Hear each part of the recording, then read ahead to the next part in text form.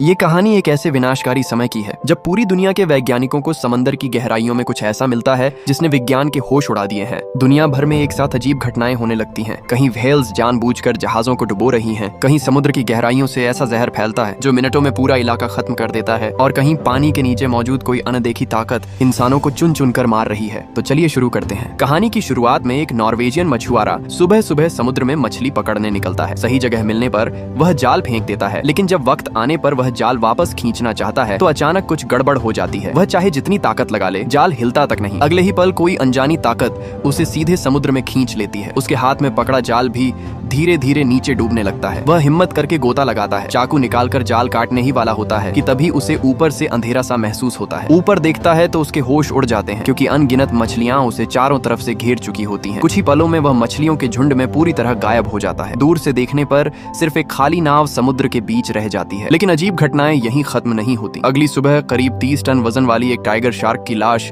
रहस्यमय तरीके से समुद्र तट पर मिलती है। उसका शरीर बुरी तरह जख्मी होता है। 2 समुद्री जीवों पर रिसर्च करने वाले जांचकर्ता हैरान रह जाते हैं। सवाल उठता है कि आखिर कौन इतना ताकतवर है जो समुद्र के इस बादशाह को मार सकता है। लियोन के दिमाग में सबसे पहला शक आसपास के मछुआरों पर जाता है। वे एक बुजुर्ग मछुआरे से मिलने जाते हैं। लियोन जब अपना मकसद बताता है तो बूढ़ा कुछ कहे बिना उन्हें बंदरगाह ले जाता है। वहाँ एक छोटी नाव दिखती है जिस पर टाइगर शार्क ने हमला किया था। उसी रात तड़के उन पर शार्क ने अटैक किया था। आमतौर पर शांत रहने वाली टाइगर शार्क उस दिन बिल्कुल पागलों जैसी हो गई थी। इतनी बड़ी शार्क और इतनी छोटी नाव, जान बचाने के लिए मछुआरों के पास पलटकर वार करने के अलावा कोई रास्ता नहीं था। लेकिन इतना करना भी किसी वयस्क टाइगर शार्क को मारने के लिए काफी नहीं था। साफ था कि उसकी मौत के पीछे कोई और वजह थी। बूढ़ा मछुआरा जाने के बाद लियोन का मन और भी बेचैन हो जाता है। आखिर टाइगर शार्क इंसानों पर अचानक हमला क्यों करने लगी है? रात होते ही समुद्र के नीचे निगरानी करने वाला चार्ली भी कुछ गड़बड़ महसूस करता है। समुद्र में लगे बॉय से चेतावनी सिग्नल मिलने लगते हैं, इसलिए वह हालात देखने के लिए खुद पानी में उतरता है। जल्द ही वजह सामने आ जाती है। डिटेक्टर एक मछली पकड़ने वाले जाल में फंस गया था। वह जाल खोलने ही वाला होता है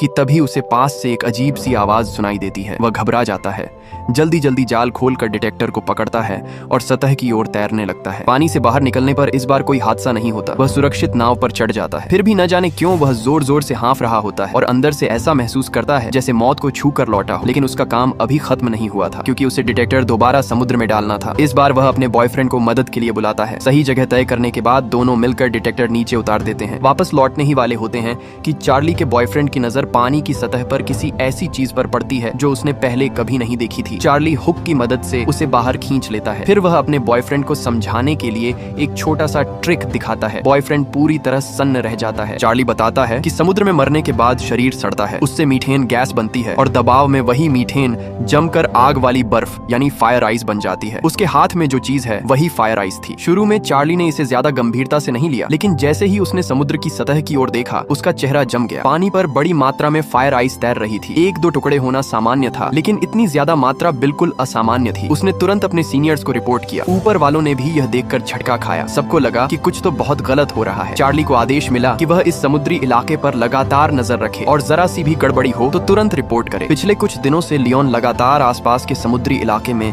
व्हेल्स की गतिविधियों पर नजर रखे हुए था, लेकिन उसे कोई खास नतीजा नहीं मिल रहा था। तभी एक दिन उसने आखिरकार व्हेल्स के पास आने की आवाज सुनी। उसने तय किया कि वह खुद समुद्र में जाकर उनकी हालत को जांचेगा। उसी वक्त एक टूरिस्ट बोट भी यात्रियों से भरी हुई उस दिशा में बढ़ रही थी जहां व्हेल्स दिखाई देने वाली थी। कुछ ही देर में लियोन के सामने एक बहुत विशाल जीव उभरा। ये एक बड़ी हम्पबैक व्हेल थी। ऐसा लग नहीं रहा था कि वह लियोन को नुकसान पहुंचाना चाहती है। मानो हल्का सा इशारा करके वह वापस गहराई में चली गई। लियोन ने मन ही मन सोचा कि ये व्हेल्स तो उतनी आक्रामक नहीं लग रही जैसी बूढ़े मछुआरे ने बताया था। लेकिन क्या सच में ऐसा ही था? थोड़ी ही देर में 4 वयस्क किलर व्हेल्स उस इलाके में आ पहुंची। वहीं दूसरी तरफ टूरिस्ट्स को आने वाले खतरे का बिल्कुल अंदाजा नहीं था। उन्हें व्हेल्स देखकर इतना जोश आ गया कि सब मोबाइल निकालकर फोटो और वीडियो बनाने लगे। उन्हें यह नहीं पता था कि जो हम्पबैक व्हेल अभी अभी लियोन के पास आई थी वही अब उनकी तरफ बढ़ रही थी। अगले ही पल वह व्हेल पूरी ताकत से टूरिस्ट बोट पर जा गिरी। नाव 2 टुकड़ों में टूट गई और सारे यात्री समुद्र में जा गिरे। चारों तरफ अफरा तफरी मच गई। लियोन मौके पर पहुंचा ही था कि किलर व्हेल्स भी वहां पहुंच चुकी थी। कुछ लोग किसी तरह बच गए, लेकिन कई लोग किलर व्हेल्स का शिकार बन गए। इन्हीं इन्हीं में लियोन की सबसे अच्छी दोस्त लिसा भी थी। अब सवाल उठता है, किलर व्हेल्स और हम्पबैक व्हेल्स इंसानों पर हमला क्यों कर रही हैं? क्या इसकी वजह समुद्र में छोड़ा गया न्यूक्लियर वेस्ट है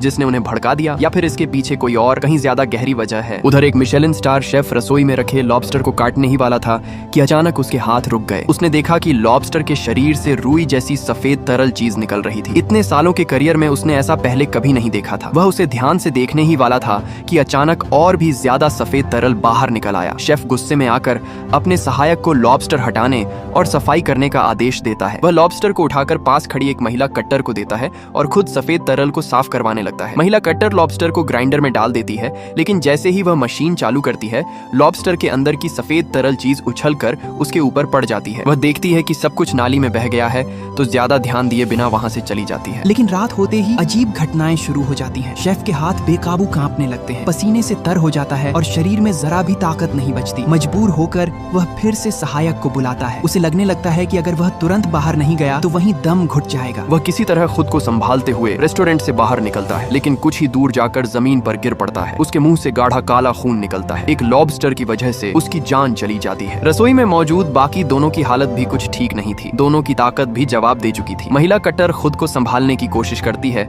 लेकिन हालात बिगड़ते जाते हैं। उसी रात शेफ के सहायक को अस्पताल ले जाया जाता है। डॉक्टरों को उसकी हालत समझ में नहीं आ रही थी, बीमारी की वजह पकड़ में नहीं आ रही थी। अब एक ही रास्ता बचा था, शेफ के शव का पोस्टमार्टम। दोनों डॉक्टर आपस में काम बांट लेते हैं। सोफिया अस्पताल में रहकर सहायक पर नजर रखती है, जबकि सेसिल होटल जाकर यह जानने निकलती है कि आखिर वहाँ क्या हुआ था। होटल मैनेजर से बात करने पर पूरी कहानी सामने आती है। सेसिल को पता चलता है कि उस लॉबस्टर को 3 लोगों ने संभाला था। वह मैनेजर से महिला कट्टर का पता लेती है, लेकिन ठीक उसी वक्त अस्पताल में शेफ के सहायक की हालत बिगड़ जाती है। डॉक्टर पूरी कोशिश करते हैं, लेकिन उसे बचा नहीं पाते। उसकी मौत हो जाती है। उधर सेसिल महिला कट्टर के अपार्टमेंट के दरवाजे पर पहुंचती है। वह दरवाजा खटखटाती है, लेकिन कोई जवाब नहीं मिलता। दरवाजा थोड़ा खुला हुआ होता है तो वह अंदर चली जाती है। उसी पल उसे सहायक की मौत की खबर मिलती है और सामने महिला कट्टर की लाश दिखाई देती है। वह जमीन पर पड़ी होती है, बिल्कुल निश्चल। उसकी मौत भी शेफ जैसी ही हुई थी। मुंह से काला खून निकला हुआ था। सेसिल समझ जाती है कि यह किसी बड़ी तबाही की शुरुआत है। दृश्य बदलता है और एक हेलीकॉप्टर समुद्र के बीच मौजूद एक रिसर्च शिप पर उतरता है। इसमें आने वाला कोई और नहीं बल्कि समुद्री जीवों पर रिसर्च करने वाला मशहूर वैज्ञानिक डॉक्टर सीगल होता है। टाइगर शार्क के इंसानों पर हमलों के बाद से इस समुद्री इलाके पर कई एक्सपर्ट्स की नजर बनी हुई थी और सीगल उन्हीं में सबसे आगे था। जैसे ही डीप सी कैमरा समुद्र की गहराइयों में पहुंचता है, स्क्रीन पर जो दिखाई देता है वह सबको चौंका देता है। नीचे चारों तरफ सफेद सफेद मीथेन बैक्टीरिया फैले होते हैं, जिन पर अनगिनत बर्फीले कीड़े रेंग रहे होते हैं। अगर ये कीड़े थोड़ी थोड़ी जगह पर जमा होते तो शायद सामान्य लगता, लेकिन जहाँ तक नजर जाती है हर तरफ वही कीड़े थे। ये नजारा बेहद अजीब और डरावना था। टीम जब पास जाकर इसे और साफ देखने की कोशिश करती है, तभी अचानक कैमरे की लाइट बंद हो जाती है। कुछ देर बाद लाइट फिर से चालू होती है। स्टाफ बताता है कि उन्हें भी समझ नहीं आ रहा कि ऐसा क्यों हुआ। सीगल फैसला करता है कि इन बर्फीले कीड़ों के सैंपल लिए जाएं। कई तस्वीरें लेने के बाद उसे एक चौंकाने वाली बात दिखती है। इन कीड़ों के सिर्फ दांत ही नहीं थे, बल्कि जबड़े भी बन चुके थे, जबकि आम तौर पर ठंडे इलाकों में मिलने वाले बर्फीले कीड़ों में ऐसा कुछ भी नहीं होता। अजीब बात यहीं खत्म नहीं होती। सीगल जैसे अनुभवी समुद्री वैज्ञानिक ने भी कभी नहीं देखा था कि कोई जीव इतनी तेजी से बढ़े और फैल जाए। उनकी संख्या इतनी जल्दी बढ़ रही थी कि यह उसकी समझ से बाहर था। कई प्रयोगों के बाद प्रोफेसर कैथरीन को एक अहम बात पता चलती है। ये बर्फीले कीड़े बैक्टीरिया से निकलने वाली बिजली जैसी ऊर्जा से खाना हासिल कर सकते हैं। यही वजह थी कि उनके दांत और जबड़े बन गए थे। लेकिन सवाल यह था कि अगर ये कीड़े नीचे की ओर फिसलते रहते हैं तो आखिरकार बर्फ की परत में फंसकर दम घुटने से मर जाते हैं। फिर वे ऐसा आत्मघाती व्यवहार क्यों कर रहे थे? उधर लियोन को एक जापानी बुजुर्ग से शिकायत मिलती है। उसने बताया कि पिछली रात जब उनका क्रूज एक खास समुद्री इलाके में पहुंचा तो अचानक जहाज रुक गया। न तो दिशा नियंत्रक काम कर रहा था, न इंजन। तभी उन्हें पानी में एक बहुत बड़ा साया दिखा। वह साया जैसे जैसे पास आता गया अचानक गायब हो गया। उसके तुरंत बाद कई टाइगर शार्क पानी से बाहर उछल पड़ी। ठीक उसी समय जहाज दोबारा चल पड़ा और वे किसी तरह वहां से निकल पाए। बुजुर्ग ने कहा कि अगर किस्मत साथ न देती तो वे सब वहीं मारे जाते। ये सुनते ही लियोन के जहन में एक बुरी याद ताजा हो जाती है। फिर कैमरा वापस सीगल की टीम पर जाता है। वहाँ एक और हैरान करने वाली बात सामने आती है। सिर्फ एक दिन के अंदर बर्फीले कीड़े कई गुना बड़े हो चुके थे। तभी टीम समुद्र के नीचे लगे ड्रिल को चालू करती है, लेकिन जब वे उसे रोकना चाहते हैं तो ड्रिल काबू से बाहर हो जाती है और भी तेजी से खुदाई करने लगती है। शिप के अंदर रखे कप कांपने लगते हैं और कुछ ही सेकंड में पूरी रिसर्च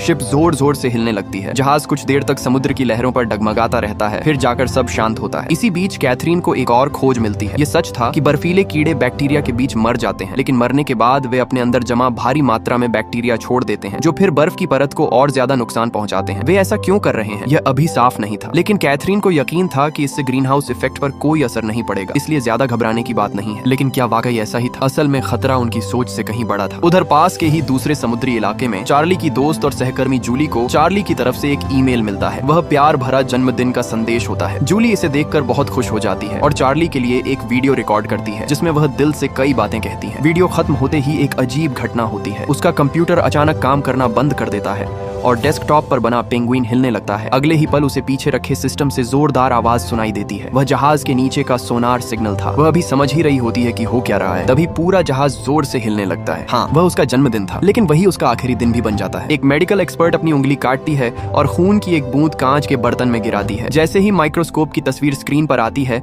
वह सन्न रह जाती है। उसे साफ दिखता है कि उसका खून महिला कट्टर के खून से बहुत तेजी से नष्ट हो रहा है। तभी सेसिल को समझ आ जाता है कि शेफ और बाकी लोगों की मौत इसी रहस्यमयी बैक्टीरिया की वजह से हुई है। यह ऐसा बैक्टीरिया है जो खून के संपर्क में आते ही जहर पैदा करता है। आमतौर पर हमारे खून में ऐसे सेल होते हैं जो इस तरह के बैक्टीरिया को खत्म कर देते हैं, लेकिन इस बार हालात बिल्कुल अलग थे। यह बैक्टीरिया नंगी आंखों से दिखने वाली रफ्तार से खून को खराब कर रहा था। दूसरे शब्दों में कहें तो यह बैक्टीरिया म्यूटेट हो चुका था और शायद एक नया बेहद खतरनाक स्ट्रेन बन गया था। यह सुनते ही सोफिया का चेहरा उतर जाता है, क्योंकि अब तक कई लोग संक्रमित हो चुके थे। लेकिन असली हालात इससे भी बदतर थे। एक लोकल कार वॉश में एक हंसमुख नौजवान कार धोते वक्त गाड़ी के अंदर बैठी छोटी बच्ची के साथ मजाक कर रहा था। माहौल बड़ा प्यारा लग रहा था। तभी अचानक उसे जोर जोर से खांसी आने लगती है और सिर चकराने लगता है। अगले ही पल वह हाथ में पकड़ा स्प्रे गन गिरा देता है। कार का मालिक खिड़की पर दस्तक देकर उसे बुलाने लगता है, लेकिन तभी वह नौजवान एक बड़ा सा काला खून का फव्वारा कार के शीशे पर थूक देता है। कार मालिक अभी समझ ही रहा होता है कि हुआ क्या है। तभी वह लड़का जमीन पर गिर पड़ता है। एक जिंदा दिल और नेक दिल कार वॉश वाला यूं ही अपनी जान गंवा देता है। और वह अकेला मामला नहीं था, क्योंकि इस जहरीले बैक्टीरिया से संक्रमित लोगों की संख्या लगातार बढ़ रही थी। सोफिया को शक होता है कि यह बैक्टीरिया अब हवा में भी फैल चुका है, लेकिन सेसिल इससे सहमत नहीं होती। अगर यह हवा में फैलता तो लॉबस्टर को पीसकर नाली में बहाने का मतलब कुछ और ही होता। ये सुनकर सोफिया और भी घबरा जाती है। अगर सच में ऐसा है तो हालात पूरी तरह हाथ से निकल चुके हैं। इसी दौरान इटली के वेनिस शहर में भी अजीब नजारे देखने को मिलते हैं। एक पढ़ा लिखा सा कपल पुल पर हंसी मजाक कर रहा होता है। लड़की गलती से लड़के के हाथ से किताब गिरा देती है। बस इसी छोटी सी हलचल के बाद अचानक पानी से सैकड़ों नहीं बल्कि हजारों जेलीफिश बाहर आ जाती है। देखते ही देखते पूरा वेनिस का पानी जेलीफिश से भर जाता है और यह सिलसिला एड्रियाटिक सागर तक फैल जाता है। दूसरी ओर डॉक्टर सिगेल 3 शिप फाउंडेशन नाम की एक कंपनी पहुंचता है। वह वहां के जिम्मेदार आदमी को एक फाइल देता है और कहता है कि उसके बॉस को यह तुरंत देखनी चाहिए, क्योंकि इसका रिश्ता गोल्ड फिश मैन वाले मामले से हो सकता है। ये सुनते ही वह आदमी चुप हो जाता है और बिना कुछ कहे मेहमान को बाहर छोड़ने लगता है। दृश्य टोक्यो में 3 शिप के हेडक्वार्टर पर जाता है। वहाँ कंपनी के मालिक किमुरा बर्फीले कीड़ों की तस्वीरें देखकर हैरान रह जाता है। वह पूछता है कि इनमें दांत और जबड़े कैसे उगाए। महिला बताती है कि ये कीड़े नॉर्वे के समुद्री इलाके में मिले हैं और साफ तौर पर म्यूटेट हो चुके हैं। उनका मानना था कि भविष्य में जब वहाँ संसाधनों की खुदाई की जाए तो इन कीड़ों वाले इलाकों से बचना चाहिए। लेकिन किमुरा को इसमें ज्यादा दिलचस्पी नहीं होती। उसे बस यह जानना था कि डॉक्टर सिगेल आखिर किसके लिए काम कर रहा है। इतना कहकर वह फोन काट देता है। अब सवाल यह था कि उसके दिमाग में चल क्या रहा था। फिर कहानी डॉक्टर सिगेल पर लौटती है। वह और उसकी साथी नताशा एक अंधेरी सी बार में बैठे होते हैं। काम की बातें खत्म होने के बाद सिगेल अचानक नताशा से अपने दिल की बात कह देता है। नताशा घबरा जाती है और वहाँ से निकलने की कोशिश करती है, लेकिन उसे एहसास होता है कि वह फंस चुकी है। वह मन ही मन सोचती है कि लगता है आज रात इसे घर ले जाना ही पड़ेगा। और फिर डूबते सूरज की रोशनी में दोनों के बीच यह सब हो जाता है। कहानी फिर लियोन पर आती है। वह हाल के व्हेल हमलों की जगहों को देख रहा होता है। तभी उसे कुछ समझ में आता है। वह पेन उठाकर एक टेढ़ी मेढ़ी लाइन खींचता है। वह बताता है कि यह व्हेल्स की माइग्रेशन रूट है और सारे हमले इसी लाइन पर हुए हैं। इसका मतलब साफ था कि माइग्रेशन के दौरान किसी खास जगह या वक्त पर कुछ ऐसा हुआ है जिसने व्हेल्स के व्यवहार को बदल दिया। अब वे खुद कुछ करने का फैसला करते हैं। वे स्पीड बोट लेकर उस जगह पहुंचते हैं जहां व्हेल्स सो रही होती हैं। लियोन गहरी सांस लेता है और सीधे समुद्र में छलांग लगा देता है। जल्द ही उसे सोती हुई हम्पबैक व्हेल्स का झुंड दिख जाता है। नाव पर खड़ी श्याओ मेई सांस रोके खड़ी रहती है, डरते हुए कि कहीं व्हेल्स जाग न जाएं। लियोन अपने पास रखा रडार वाला कैमरा निकालता है और बहुत सावधानी से उसे एक हम्पबैक व्हेल के शरीर पर चिपका देता है। लेकिन जैसे ही वह वापस लौटने वाला होता है, श्याओ मेई का डर सच हो जाता है। व्हेल्स जाग चुकी होती हैं। व्हेल्स के जागते ही पानी के अंदर माहौल बदल जाता है। लियोन तुरंत समझ जाता है कि अब जरा सी भी गलती भारी पड़ सकती है। वह बिना कोई तेज हरकत किए धीरे धीरे पीछे हटने लगता है। श्याओ मेई नाव पर जमी हुई खड़ी रहती है। दिल जोर जोर से धड़क रहा होता है। कुछ पल ऐसे लगते हैं जैसे समय थम गया हो। व्हेल्स कुछ सेकंड तक इधर उधर हलचल करती हैं, फिर गहराई की ओर बढ़ जाती हैं। लियोन किसी तरह सतह पर पहुंचकर नाव में चढ़ जाता है। दोनों बिना एक दूसरे की तरफ देखे खामोशी में वहां से निकल जाते हैं। नाव दूर जाते ही लियोन के दिमाग में साफ तस्वीर बनने लगती है। व्हेल्स, शार्क्स, जेलीफिश, बर्फीले कीड़े और अब इंसानों में फैलता बैक्टीरिया सब किसी न किसी तरह से जुड़े हुए हैं। ये सिर्फ अलग अलग हादसे नहीं हैं, बल्कि एक ही कड़ी के हिस्से हैं। समुद्र के अंदर कुछ ऐसा बदल चुका है जो पूरी इकोसिस्टम को उलट पुलट कर रहा है। उसी समय वैज्ञानिकों के बीच भी बेचैनी बढ़ती जा रही थी। डेटा साफ बता रहा था कि हालात तेजी से बिगड़ रहे हैं। जो चीजें पहले गहराई में सीमित थीं, अब सतह पर आ रही थीं, और जो असर पहले सिर्फ समुद्री जीवों तक था, अब इंसानों तक पहुंच चुका था। यह अब सिर्फ समुद्र की समस्या नहीं रही थी, बल्कि पूरी दुनिया के लिए खतरा बन चुकी थी। इस तरह वो लोग मौत को छूकर निकल आए। कुछ दिन बाद लियोन को उस रडार कैमरे का सिग्नल मिला। उसे समझ आ गया कि कैमरा हम्पबैक व्हेल से अलग हो चुका है, तो वो स्पीड बोट लेकर समुद्र में निकल पड़ा। थोड़ी ही देर में उसे वो रडार मिल गया। कहानी कुछ दिन पहले पर लौटती है। उस दिन चार्ली अपने बॉयफ्रेंड के साथ नाश्ता कर रहा था, तभी अचानक फोन बजा। जैसे ही उसे पता चला कि उसकी दोस्त जूली का जहाज जूनो डूब गया है, उसकी आंखों में तुरंत आंसू भर आए। सहकर्मियों ने बताया कि नॉर्वे की कोस्ट गार्ड ने समुद्र की गहराई में जूनो को ढूंढ लिया है, लेकिन जूली और बाकी लोगों का कोई सुराग नहीं मिला। अपना काम निपटाने के बाद चार्ली वापस हेडक्वार्टर पहुंचा। वहां दोनों ही जूली की मौत से टूट चुके थे। तभी प्रोफेसर कैथरीन लौट आई। उसी समय दूसरी तरफ लियोन भी जांच अनुसंधान विभाग वापस आ गया। सब लोग कंप्यूटर के सामने इकट्ठा होकर व्हेल के शरीर पर लगे कैमरे से आई फुटेज देखने लगे। उधर कैथरीन और उनकी टीम भी वहीं कर रही थी। वो लोग जूली के जहाज के डूबने के बाद का समुद्री तल देख रहे थे। जैसे जैसे कैमरा जूनो के पास आता गया, प्रोफेसर और बाकी लोगों के चेहरे हैरानी से भरते चले गए, मानो उन्होंने कुछ बेहद डरावना और अकल्पनीय देख लिया हो। इधर लियोन और शियाओ मेई की हालत भी कुछ खास बेहतर नहीं थी, क्योंकि उन्होंने देखा कि हम्पबैक व्हेलों का झुंड बेहद गहराई में तैर रहा था, जिसे देखकर शियाओ मेई भी पूरी तरह कंफ्यूज हो गई। वो व्हेल किसी अनजान बुलावे पर एक ही दिशा में तैरती चली जा रही थी। थोड़ी देर बाद वो चमकते हुए हल्के हल्के दिखाई देने वाले एक अजीब से पर्दे के सामने रुक गई। अगर मेरा अंदाजा गलत नहीं है, तो वो सामने मौजूद अपने लीडर के आदेश का इंतजार कर रही थी। एक अफ्रीकी मूल का कपल समुद्र किनारे रोमांटिक पल बिता रहा था। तभी अचानक एक छोटा सा केकड़ा लड़की की जांघ पर चढ़ गया। बॉयफ्रेंड ने कहा कि इसमें हैरान होने वाली कोई बात नहीं है, आखिर ये समुद्र का किनारा ही है। लेकिन जैसे ही दोनों दोबारा अपने अच्छे पल वापस लाने वाले थे, अजीब हालात फिर से पैदा हो गए। लड़के ने थोड़ी दूर की तरफ देखा और उसका चेहरा डर से सफेद पड़ गया, क्योंकि उसने देखा कि अनगिनत केकड़े झुंड बनाकर उन्हीं की तरफ दौड़े चले आ रहे थे। लड़के ने तुरंत अपनी गर्लफ्रेंड का हाथ पकड़ा और जान बचाने के लिए भागने लगा। दोनों छोटे स्कूटर पर बैठकर समुद्र किनारे के कस्बे में इधर उधर भागने लगे, लेकिन अगले ही पल केकड़ों की फौज पूरे शहर पर हमला करते हुए टूट पड़ी। केकड़ों के इस हमले ने जल्द ही डॉक्टर सेसिल का ध्यान खींच लिया, क्योंकि दक्षिण अफ्रीका में उनका जमीन पर आना तो बस शुरुआत थी। केकड़ों की ये फौज अब रियो डी जनेरियो, ओकिनावा,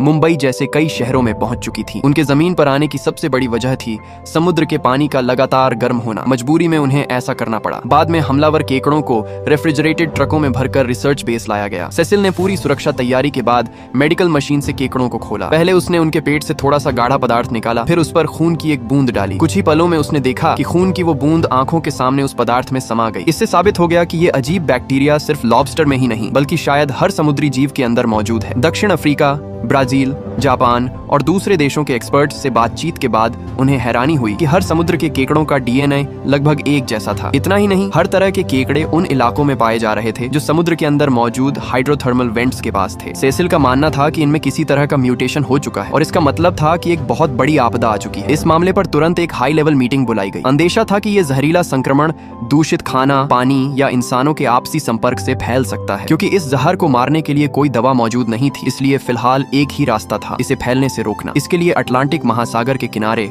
हर तरह की मछली पकड़ने की गतिविधि रोकने का फैसला लिया गया। लेकिन एक बड़े अधिकारी को यह फैसला बिल्कुल पसंद नहीं आया। उसका कहना था कि इससे तटीय इलाकों की अर्थव्यवस्था पर बहुत बुरा असर पड़ेगा। सेसिल चाहे जितने सबूत और तर्क दे, वो मानने को तैयार नहीं था। वो किसी भी हाल में शहर की अर्थव्यवस्था को नुकसान नहीं पहुंचने देना चाहता था, लेकिन उसे अंदाजा भी नहीं था कि उसका यही फैसला आगे चलकर कितनी बड़ी तबाही लाने वाला है। कहानी अब समुद्री जांच अनुसंधान केंद्र पर आती है। लियोन व्हेलों के झुंड के सामने दिख रहे उस अजीब चमकते प्रकाश को देखकर बिल्कुल समझ नहीं पा रहा था, क्योंकि उसके समुद्र संबंधी ज्ञान के हिसाब से समुद्र में ऐसा कोई भी जैविक प्रकाश स्रोत मौजूद नहीं है जो इससे मेल खाता हो। ऊपर से वो जबरदस्त दहाड़ जैसी आवाज, जिसने सबको और ज्यादा उलझन में डाल दिया। आवाज सुनने में हम्पबैक व्हेल जैसी लगती थी, लेकिन ध्यान से सुनने पर साफ था कि वो उनकी आवाज नहीं थी। उसी वक्त लैब में लिसा को भी एक नई खोज मिली। उसका मानना था कि शायद उसने एक बिल्कुल नई प्रजाति खोज ली है। ये उपकरण उन्हें सांचुआन कंपनी के अधीन एक पोर्ट से मिला था, लेकिन सैंपल कम होने की वजह से वो अभी कोई पक्का निष्कर्ष नहीं निकाल पा रही थी। अगर सान चुआन कंपनी का एक और ऐसा ही सैंपल मिल जाए तभी बात साफ हो सकती थी। फैसला होते ही उसी रात लियोन अंधेरे का फायदा उठाकर चुपचाप सान चुआन के पोर्ट में घुस गया। सोचा तो उसने बहुत कुछ था, लेकिन हकीकत बिल्कुल उलट ही निकली। कुछ कदम भी नहीं चला था कि ड्यूटी पर मौजूद सिक्योरिटी गार्ड से सीधा टकरा गया। थोड़ी ही देर में कई गार्ड्स ने उसे जमीन पर दबोच लिया। मैनेजर ने साफ कह दिया कि अगर वो मुकदमे से बचना चाहता है तो उसे अपने आने का मकसद बताना ही होगा। मजबूरी में लियोन ने सान चुआन फाउंडेशन के दाबिन और ताइफेंग को सब सच बता दिया। जब उन्हें पता चला कि ये नया उपकरण जापान के समुद्री इलाके से आया है तो दोनों ने एक दूसरे को देखा। इसके बाद दाबिन ने कहा कि वो पूरा सहयोग कर सकते हैं, लेकिन शर्त ये है कि लियोन के पास इस खोज से जुड़ी जितनी भी जानकारी है वो सब उन्हें बतानी होगी। दाबिन ने भरोसा दिलाया कि उन्हें पूरी मदद दी जाएगी। जल्द ही उन्होंने ये बात माकिमुरा के सीईओ को बता दी। इस समय तेजी से बढ़ने वाले और दांतों वाले आइस वर्म पहले ही उनकी परेशानी बने हुए थे और अब एक और म्यूटेंट प्रजाति सामने आ गई थी। ये साफ तौर पर उनके संसाधन खनन के लिए बड़ा खतरा था। माकिमुरा ने भारी चिंता के साथ फोन काट दिया और साफ था कि वो किसी बड़ी योजना के बारे में सोच रहा है। दूसरी तरफ डॉक्टर सिगेल और उनकी टीम समुद्र की गहराई में आइस वर्म्स की प्रजनन स्थिति देखने जा रहे थे, लेकिन जैसे ही उन्होंने देखा उनके चेहरे पर हैरानी छा गई। समुद्र तल पर फैले आइस वर्म्स अब वहाँ मौजूद ही नहीं थे। उनकी जगह जमीन पर मशीनों से खुरची गई लंबी लंबी लकीरें दिखाई दे रही थीं। सवाल ये था कि ये सब किसने किया। सिगेल को पूरा यकीन था कि ये नताशा की कंपनी की करतूत है, क्योंकि हाल ही में सिर्फ उसी कंपनी ने इस तरह के उपकरण खरीदे थे। नताशा ने कहा कि उसे इस बारे में कुछ भी पता नहीं है, लेकिन सिगेल उसकी एक बात भी मानने को तैयार नहीं थी। उसका गुस्सा पूरी तरह फूट चुका था और दोनों का झगड़ा यहीं खत्म हो गया। बाद में सिगेल ने अपने शक कैथरीन को बताया। उसका कहना था कि इस बात को सबके सामने लाना चाहिए, लेकिन कैथरीन ने इसका विरोध किया। उसका मानना था कि भले ही समुद्र तल पर माइनिंग की बात सामने आ जाए, कंपनी पर कोई खास असर नहीं पड़ेगा। ज्यादा से ज्यादा वो किसी एक इंसान को बलि का बकरा बना देंगे और वो इंसान शायद नताशा ही होगी। इधर चार्ली हेडक्वार्टर छोड़कर 6 पहियों वाले ट्रैक्टर से सर्वे स्टेशन वापस आ गया। बॉयफ्रेंड के साथ पूरी रात गुजारने के बाद सुबह उसका बॉयफ्रेंड काम पर निकल गया। जैसे ही चार्ली ने कंप्यूटर खोला और अनरीड ईमेल देखने लगा, वो अचानक चौंक गया क्योंकि उसे जूली की आवाज सुनाई दी। वो जूली का आखिरी ईमेल था जो उसने मरने से ठीक पहले भेजा था। आखिर में जूली की आई मिस यू सुनकर चार्ली टूट सा गया, लेकिन जब वो इस वीडियो को बार बार देखने लगा तो उसे जूली के पीछे खिड़की के बाहर एक हल्की सी अजीब रोशनी दिखाई दी। एक समुद्री सर्वे जहाज बहुत ही अजीब अंदाज में तेजी से गहरे समुद्र में डूबता चला गया। अपने दोस्त को खोने का गम चार्ली सहन नहीं पा रहा था, लेकिन उसी दौरान उसे एक बहुत बड़ा सुराग मिला, क्योंकि उसे खिड़की के बाहर दिख रही वो रोशनी बेहद अजीब लगी। और अजीब बातें यहीं खत्म नहीं हुई। उसने पहले सर्वे जहाज के डूबने के बाद रिकॉर्ड की गई ऑडियो क्लिप चलाई, फिर जूली के ईमेल की उस ऑडियो को चलाया जिसमें इंटरफेरेंस था। कई बार तुलना करने के बाद वो हैरान रह गया, क्योंकि दोनों ऑडियो की वेव बिल्कुल एक जैसी थी। उसे कुछ कुछ समझ आने लगा तो उसने तुरंत अपनी ये खोज कैथरीन और डॉक्टर सिगेल को बता दी। जूना जहाज के डूबने से पहले जूली के आसपास अजीब रोशनियां और लगातार रहस्यमयी आवाजें थीं, और ये आवाजें जहाज के डूबने के बाद वाली रिकॉर्डिंग से हैरानीजनक रूप से मिलती जुलती थीं। रोशनी की वेवलेंथ और आवाज की फ्रीक्वेंसी भी बिल्कुल एक जैसी थी। ये सुनते ही कैथरीन ने बीच में रोक दिया। उसका कहना था कि शायद किसी नुकीली संरचना ने कम्युनिकेशन सिग्नल में दखल डाला होगा, इसलिए ऐसा हुआ। चार्ली ने तुरंत कहा कि उसके पास एक और अहम खोज है। जहाज के डूबने से कुछ घंटे पहले आसपास के पानी का तापमान अचानक बढ़ गया था। ये तापमान कुछ घंटों तक चरम पर रहा और फिर धीरे धीरे सामान्य हो गया। उसका मानना था कि समुद्र तल की बर्फ या किसी पदार्थ के पिघलने से बड़ी मात्रा में गैस निकली, जिससे आखिरकार एक विस्फोट जैसा असर हुआ। अपने अंदाजे को साबित करने के लिए बस इतना करना था कि गहरे समुद्र में जाकर एक सबमर्सिबल पर कैमरा लगा दिया जाए। ये सुनते ही कैथरीन भड़क उठी। उसका कहना था कि चार्ली की थ्योरी बिल्कुल भी मुमकिन नहीं है, क्योंकि हाइड्रोथर्मल विस्फोट से निकला गर्म पानी सतह तक पहुंचने से पहले ही ठंडा हो जाता है। दुनिया में ऐसी कोई ताकत नहीं है जो इतनी गर्मी को समुद्र तल से सीधे जूना जहाज तक पहुंचा सके, चाहे वो इंसान हो या प्रकृति। ये कहकर कैथरीन गुस्से में बाहर चली गई और सिगेल भी उसके पीछे पीछे निकल गई। स्क्रीन के सामने बस एक उदास और उलझा हुआ चार्ली रह गया। क्या वो सच में गलत था? कैथरीन असल में चार्ली से नहीं बल्कि खुद से नाराज थी। अगर उसने जूना को उस समुद्री इलाके में भेजा ही ना होता तो शायद ये हादसा ना होता। सिगेल ने उसे समझाया कि इसमें उसकी कोई गलती नहीं है, क्योंकि कोई भी भविष्य नहीं देख सकता। कैथरीन ये बात जानती थी, लेकिन फिर भी वो खुद को माफ नहीं कर पा रही थी। बातों बातों में सिगेल ने कहा कि उसे लगता है चार्ली का अंदाजा पूरी तरह बेबुनियाद नहीं है। ये सुनते ही कैथरीन ने उसे घूर कर देखा। अंदर ही अंदर वो भी ये बात समझती थी, बस किसी और को जोखिम में नहीं डालना चाहती थी। आखिरकार वापस आकर वो फिर से स्क्रीन के सामने बैठ गई और सोचने लगी। सिगेल नताशा से माफी मांगना चाहती थी, लेकिन उससे संपर्क नहीं हो पा रहा था। जब उसने नताशा के ऑफिस फोन किया तो पता चला कि नताशा ने इस्तीफा दे दिया है। तब सिगेल को एहसास हुआ कि उसने सच में उसे गलत समझा था। उसने नताशा के लिए एक मैसेज छोड़ा कि वो उससे मिलना चाहती है, है क्योंकि उसके पास एक बेहद जरूरी बात है। इसके बाद उसने सान चुआन के दाबेन को फोन किया। दाबेन ने उसे एक कनाडाई व्हेल एक्सपर्ट के बारे में बताया। उस एक्सपर्ट ने एक नई प्रजाति की प्रजनन गति देखी थी जो सिगेल द्वारा खोजे गए आइस वर्म्स की रफ्तार से बिल्कुल मेल खाती थी। ये दोनों समुद्री जीव संसाधन खनन को गंभीर नुकसान पहुंचा रहे थे, इसलिए उसका मानना था कि लियोन और सिगेल के बीच जरूर बहुत सी बातें कॉमन होंगी। कुछ देर बाद दोनों एक्सपर्ट्स आपस में संपर्क करने में कामयाब हो गए। लियोन ने बताया कि उसे व्हेल और उस नई प्रजाति के ब्रेन स्टेम में एक तरह का ऑर्गेनिक पदार्थ मिला है। कई बार टेस्ट करने के बाद उसने पाया कि दोनों में करीब 100 समान मॉलिक्यूलर कंपाउंड मौजूद है। लियोन ने आगे कुछ कहने के बजाय सिगेल से एक वीडियो देखने को कहा। बातचीत के आखिर में दोनों को एक ही एहसास हुआ, एक कनाडा में है, दूसरा यूरोप में। दूरी इतनी ज्यादा होने के बावजूद दोनों एक ही बात पर चर्चा कर रहे थे। इससे साफ था कि दोनों समझ चुके थे कि ये मामला बिल्कुल भी सामान्य नहीं है। सिगेल जब घर लौटी तो उसने एक जाना पहचाना चेहरा देखा। वो नताशा थी, वो महिला जिससे वो हमेशा प्यार करती आई थी। सिगेल ने उसे देखते ही माफी मांगी और कहा कि उसे नताशा पर भरोसा न करने का बहुत अफसोस है। नताशा ने कहा कि वो उससे अलविदा कहने आई है। पहले काम में इतनी व्यस्त रहती थी कि कहीं जा नहीं पाई, अब नौकरी छोड़ दी है और दुनिया देखना चाहती है। वो जैसे सिगेल से कुछ कहने का इंतजार कर रही थी, लेकिन सिगेल कुछ बोल ही नहीं पाई। जब सिगेल ने उसे रोकने की कोशिश नहीं की तो नताशा रुक गई। वो कुछ कहना चाहती थी, लेकिन सिगेल उससे पहले बोल पड़ी। नहीं, मैं तुम्हें रोक नहीं रही, उसने कहा, लेकिन मैं चाहता हूँ कि तुम ये समझो, मैं अपनी जिंदगी तुम्हारे बिना सोच भी नहीं सकती। सिगेल बहुत देर तक कुछ कहने की कोशिश करती रही, लेकिन जो सबसे जरूरी बात थी वो फिर भी कह नहीं पाई। अलविदा सिगेल, नताशा ने कहा। सिगेल को जरा भी अंदाजा नहीं था कि आज की उसकी ये हिचकिचाहट उसे पूरी जिंदगी पछताने पर मजबूर कर देगी। उस रात किसी वजह से सिगेल सो नहीं पाई। अगली सुबह उसे लियोन का ईमेल मिला। वीडियो में उसने एक ऐसी आवाज सुनी जो उसे जानी पहचानी लगी। जांच के बाद उन्हें पता चला कि ये आवाज जूनो के डूबते वक्त रिकॉर्ड हुई आवाज से लगभग एक जैसी है। भले ही देश अलग हों, समुद्र अलग हों, लेकिन इन आवाजों के बीच गहरा संबंध था। आखिरकार उन्हें चार्ली के सुझाव से सहमत होना पड़ा। उन्होंने तय किया कि समुद्र तल पर एक कैमरा लगाया जाएगा ताकि ये पक्का किया जा सके कि वेंट एक्टिव है या नहीं। सिगेल ने कहा कि वो खुद जाकर चार्ली से बात करेगी। जल्द ही वो हेलीकॉप्टर से चार्ली के द्वीप पर पहुंच गई। चार्ली ने वीडियो देखा और सिगेल ने उसे पूरी कहानी बताई। अपनी थ्योरी को सही साबित होते देख चार्ली बहुत खुश हुआ, लेकिन जब वो सिगेल को विदा कर रहा था तभी हेडक्वार्टर में एक बेहद खतरनाक सुनामी का सिग्नल पकड़ में आया। उसी पल रहीम के दिमाग में सबसे पहले चार्ली को चेतावनी देने का ख्याल आया। दुर्भाग्य से चार्ली के पास फोन नहीं था। रहीम घबराकर परेशान हो गया। उसी वक्त सिगेल हेलीकॉप्टर में बैठ चुकी थी और चार्ली स्टेशन की तरफ पैदल जा रहा था। तभी चार्ली का बॉयफ्रेंड गाड़ी चलाते हुए वहां से गुजरा। चार्ली को बिल्कुल अंदाजा नहीं था कि ये उसके बॉयफ्रेंड के साथ आखिरी मुलाकात होने वाली है। इधर सिगेल ने फोन उठाया। दूसरी तरफ कैथरीन की घबराई हुई आवाज थी। ये सुनते ही सिगेल के होश उड़ गए। उसी समय नताशा समुद्र किनारे एक रेस्टोरेंट में पहुंची। उसने कहा कि वो अपने बॉयफ्रेंड से अकेले में बात करना चाहती है। अगर मेरा अंदाजा सही है तो वो उससे ब्रेकअप करने आई थी, लेकिन बॉयफ्रेंड ने उससे कहा कि थोड़ी देर इंतजार करे। नताशा समुद्र किनारे चली गई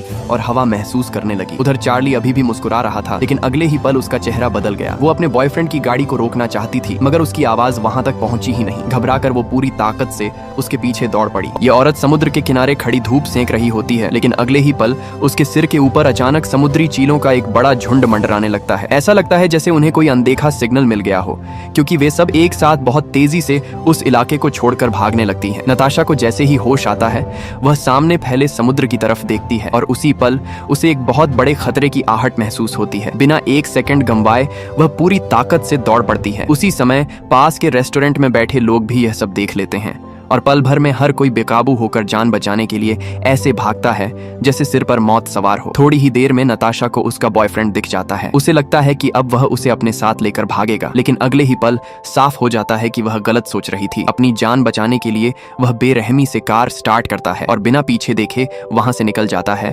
उसे अपनी गर्लफ्रेंड की जरा भी परवाह नहीं होती। नताशा तेज तूफानी हवा के बीच किसी तरह अपनी कार की तरफ भागती है, लेकिन तब तक बहुत देर हो चुकी होती है। घबराहट में वह फोन निकालकर सिगेल को कॉल करती है, लेकिन उसी वक्त सिगेल दूसरी तरफ चार्ली की जान बचाने में लगा होता है। ऐसी तबाही के सामने कोई भी कुछ नहीं कर सकता था। अब बस एक ही रास्ता था, जितनी जल्दी हो सके वहां से निकल जाना, वरना दोनों की मौत तय थी। सिगेल का फोन नहीं उठता और नताशा पूरी तरह टूट जाती है। मजबूर होकर वह सिगेल के लिए एक वॉइस मैसेज छोड़ देती है। जैसे ही उसकी आवाज खत्म होती है, करीब 10 मीटर ऊंची एक विशाल लहर उसकी तरफ टूट पड़ती है। उधर उसी समय सिगेल और चार्ली हेलीकॉप्टर में बैठ चुके होते हैं। जैसे ही लहर उन्हें निगलने ही वाली होती है, हेलीकॉप्टर वक्त रहते हवा में उठ जाता है। बस एक पल में ही सुनामी सब कुछ तबाह कर देती है। घर लौटने के बाद सिगेल बार बार नताशा का वॉइस मैसेज सुनती है। उसके चेहरे पर कोई भाव नहीं होता। ऐसा नहीं कि उसे दुख नहीं है, बल्कि उसका दिल पूरी तरह टूट चुका होता है। इधर चार्ली भी अपने बॉयफ्रेंड को खोने के बाद बाद उसी दर्द से गुजर रही होती है। कुछ ही समय बाद मेडिकल एक्सपर्ट सेसिल एक इमरजेंसी प्रेस कॉन्फ्रेंस बुलाती है। वह बताती है कि जापान के समुद्री इलाके से शुरू होकर म्यूटेटेड लॉबस्टर अब दुनिया के हर समुद्र में फैल चुके हैं। सेसिल का मानना होता है कि यह सब किसी इंसानी हरकत की वजह से हुआ है। धरती की करीब 40% आबादी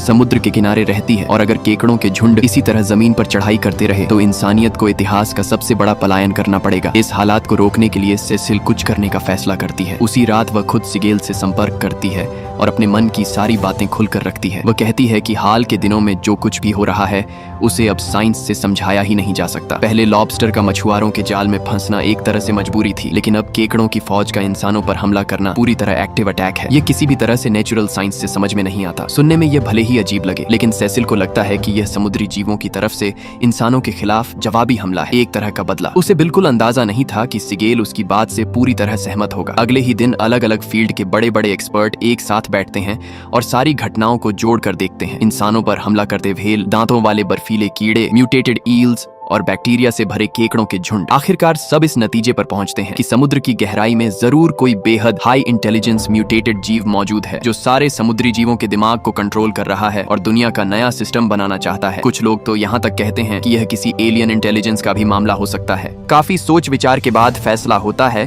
कि उन्हें गहरे समुद्र में जाकर सच्चाई का पता लगाना होगा, लेकिन इसके लिए बहुत ज्यादा पैसे और संसाधनों की जरूरत थी। Siegel world ocean research organisation से परमिशन मांगता है, लेकिन जवाब वही आता है जिसकी उम्मीद थी। उन्हें लगता है कि सिगेल का दिमाग खराब हो गया है। तभी 3 शिप्स कंपनी के मालिक किमुरा उन्हें एक मौका देता है। भले ही सिगेल रिसर्च ऑर्गेनाइजेशन को नहीं मना पाया, लेकिन वह किमुरा को जरूर मना लेता है। किमुरा कहता है कि उसने इस ग्रह से बहुत कुछ लिया है, अब वह उसे कुछ लौटाना चाहता है और समुद्र और धरती को हुए नुकसान की भरपाई करना चाहता है। हालांकि उसकी बातों के पीछे उसका अपना फायदा भी था, क्योंकि अगर सच सामने नहीं आया तो उसकी कंपनी को भी भारी नुकसान होना तय था। वजह चाहे जो भी हो, किमुरा का सपोर्ट उनके लिए किसी चमत्कार से कम नहीं था। रवाना होने से पहले सिगेल आखिरी बार सबकी सहमति लेता है। कोई भी पीछे हटने को तैयार नहीं होता। सब अपने अपने परिवार से भारी दिल से अलविदा कहते हैं। सिर्फ सिगेल अकेला बैठकर नताशा के वॉइस मैसेज सुनता है और फूट फूट कर रोता है। आगे की कहानी में सारे एक्सपर्ट समंदर के बीच सच की तलाश में निकल पड़ते हैं। जांच में पता चलता है कि अजीब साउंड वेव्स का केंद्र आर्कटिक में है। वहां पहुंचने पर साउंड वेव्स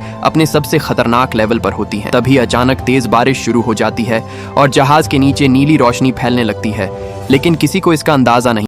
जहाज की लाइट्स झपकने लगती हैं, सिस्टम में गड़बड़ियां आने लगती हैं, लेकिन जांच करने पर सब कुछ नॉर्मल दिखता है। माइक छोटी सबमरीन लेकर नीचे जाता है और 1.5 किलोमीटर गहराई तक पहुंच जाता है। सब कुछ ठीक लगता है, लेकिन चार्ली को कुछ गड़बड़ महसूस होती है। उन्हें एहसास होता है कि बाहर कोई उन्हें देख रहा है। लाइट बंद करने पर वे नीले चमकते हुए पॉइंट्स देखते हैं जो धीरे धीरे उनकी तरफ बढ़ रहे होते हैं। डर के मारे माइक ऊपर लौट आता है। कुछ देर बाद जहाज की बिजली पूरी तरह चली जाती है। जब सिस्टम दोबारा चालू होता है तो मॉनिटर पर दिखता है कि शाओ मेई बेहोश पड़ी है और उसका हाथ पानी में डूबा हुआ है। सेसिल उसे बचाने की कोशिश करती है, लेकिन हालात और बिगड़ जाते हैं। जांच में पता चलता है कि उसके शरीर में मौजूद सेल्स वही हैं जो लॉबस्टर और केकड़ों में पाए जाते हैं। इसका मतलब था कि सी मॉन्स्टर V2 उसके शरीर में घुस चुका है। चार्ली मशीन रूम के पूल में उस अजीब नीली रोशनी को देखता है जो कभी स्टार जैसी बनती है और कभी धुएं की तरह तैरती है। उसे डर नहीं लगता, बल्कि हैरानी होती है। बाद में पता चलता है कि ये नीले पॉइंट्स असल में VR नाम के सिंगल सेल ऑर्गेनिज्म हैं, जो मिलकर किसी भी शक्ल में बदल सकते हैं और जिनकी इंटेलिजेंस इंसानों की सोच से कहीं आगे है। सैम बताता है कि VR कम से कम 2.5 अरब साल से मौजूद है। चार्ली कहता है कि लड़ाई बेकार है, अब बस एक ही रास्ता है, VR से शांति का मैसेज देना। सेसिल को VR को मारने वाला केमिकल मिल जाता है जिससे उन्हें बातचीत की ताकत मिलती है, लेकिन एक बूंद केमिकल डालते ही VR गुस्से में आ जाते हैं। जहाज हिलने लगता है और माइक की मौत हो जाती है। VR जहाज को कंट्रोल करने लगते हैं और बर्फीले पहाड़ से टकरा देते हैं। हालात बेकाबू हो जाते हैं। सिगेल को एहसास होता है कि आखिरी कोशिश करनी होगी। फैसला होता है कि माइक के शरीर में VR इंजेक्ट कर उन्हें शांति का मैसेज दिया जाए, लेकिन चार्ली तय करता है कि वह खुद कुर्बानी देगा। वह सबमरीन में जाता है, खुद को VR के हवाले कर देता है। गहरे समुद्र में VR उसे नुकसान नहीं पहुंचाते, बल्कि उसकी भावना को समझते हैं। धीरे धीरे VR पीछे हट जाते हैं। समुद्र शांत हो जाता है और जहाज बच जाता है। VR इंसानों के साथ शांति से रहने का फैसला करते हैं और चार्ली के साथ एक हो जाते हैं। अगली सुबह लहरें चार्ली को किनारे तक छोड़ देती हैं। जैसे ही वह आंखें खोलता है, इस कहानी का एक खूबसूरत अंत हो जाता है।